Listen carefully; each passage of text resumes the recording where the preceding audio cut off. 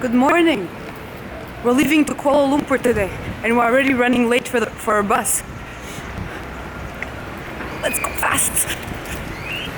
Didn't even have time to have breakfast. I'm gonna miss Singapore. I'm happy we're coming back in 4 months. There are so many things left to see.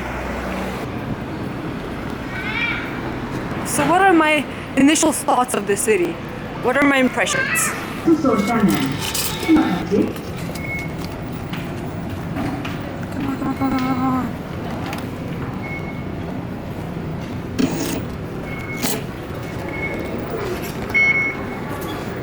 The train is leaving in 1 hour and 5 minutes, and it takes an hour to get there.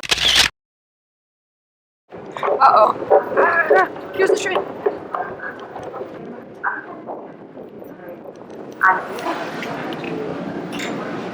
Ooh, okay, we made it here. The security guard ran after me because apparently you're not allowed to film in the metro here. Which brings me to my first point about Singapore. There are so many rules everywhere. You can't eat in the metro, you can't drink in the metro, you can't chew gum, you can't smoke an e-cigarette. What else can't you do? Mind the platform gap.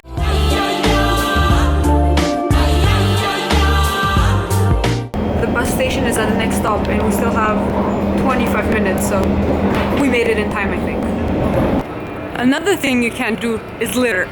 But I guess you can't litter anywhere, technically. But here people actually take it seriously.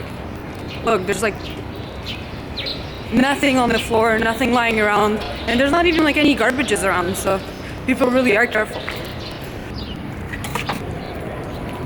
Which brings me to point number 2. I think Singapore is the cleanest city I've ever been to. I haven't seen water bottles lying around the floor, like empty soda cans, nothing. I think the fine is pretty hefty too if they find you littering. Not only don't people litter, there's also no graffitis, there's no gums stuck on the seats, which I guess is logical if you're not allowed to chew even gum. I mean, I think you actually can chew the gum, but selling gum is illegal. Or something like that. I'm not too sure about the specifics.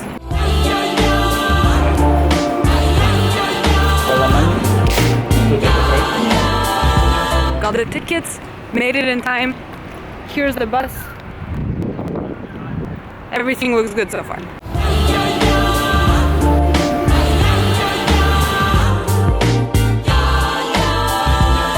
Wow, this bus feels like luxury. It's great. So, to continue my thoughts about Singapore, the third thing that really impressed me was the people. Everybody here is so different. There's people from like all over Asia. They're Chinese, Indian, Malaysian, Indonesian, so many people. But the common thread is that everybody is just incredibly nice. And when we had questions or problems with the metro system, we were like a bit confused. Everybody was so willing to help, and it also shows that they really love their city.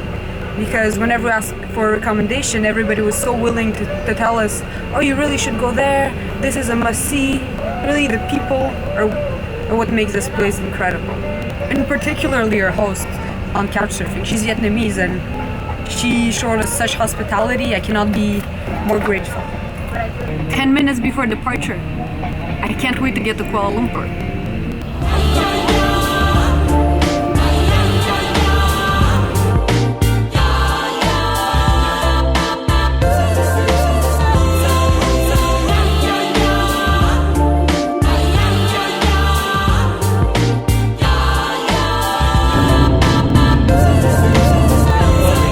I hope it's not too noisy here.